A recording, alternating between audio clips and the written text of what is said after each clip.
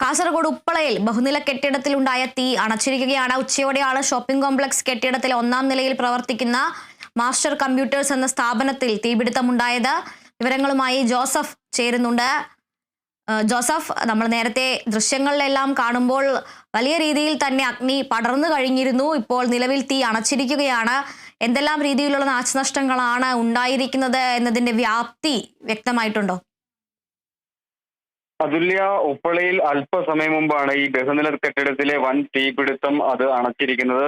Railway station റോഡിലെ shopping കോംപ്ലക്സിൽ പ്രവർത്തിക്കുന്ന മാസ്റ്റേഴ്സ് കമ്പ്യൂട്ടറിലാണ് ആദ്യഘട്ടത്തിൽ തീപിടുത്തം ഉണ്ടായത്. പിന്നീട് സമീപത്തെ കടകളിലേക്ക് ഈ തീ വ്യാപിക്കുകയായിരുന്നു. ഷോർട്ട് സർക്യൂട്ടാണ് ഇത്തരത്തിൽ തീപിടുത്തത്തിന് കാരണമെന്നാണ് പ്രാഥമികമായിട്ടുള്ള വിലയിരുത്തൽ. എന്തായാലും കാസർഗോഡ് നിന്ന് 1-ലധികം യൂണിറ്റുകൾ എത്തിയാണ് ഈ തീ അണച്ചത്. നാട്ടുകാരുടെ പരിശ്രമവും ഈ തീ അണക്കുന്നതിലേക്ക് നയിച്ചിട്ടുണ്ട് എന്നാണ് ലഭിക്കുന്ന വിവരം. എന്തായാലും ലക്ഷക്കണക്കിന് രൂപയുടെ നാശനഷ്ടങ്ങൾ ഉണ്ടായിട്ടുണ്ട് എന്നാണ് പ്രാഥമികമായിട്ടുള്ള വിലയിരുത്തൽ.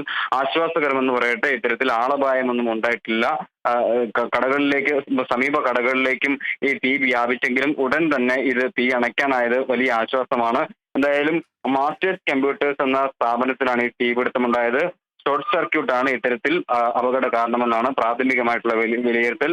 ഇപ്പോൾ തീ പൂർണ്ണമായും നിയന്ത്രണ വിധേയമാണ് എന്നാണ് അഗ്നിരക്ഷാസേന ഇപ്പോൾ അറിയിച്ചിട്ടുള്ളത്. അതില്ല. ശരി ജോസഫ്, ഉച്ചയോടുകൂടിയാണ് ഈ ഒരു തീപിടുത്തം ഉണ്ടായത്. എന്തായാലും ഇപ്പോൾ തീ പൂർണ്ണമായും അണച്ചിരിക്കുകയാണ്.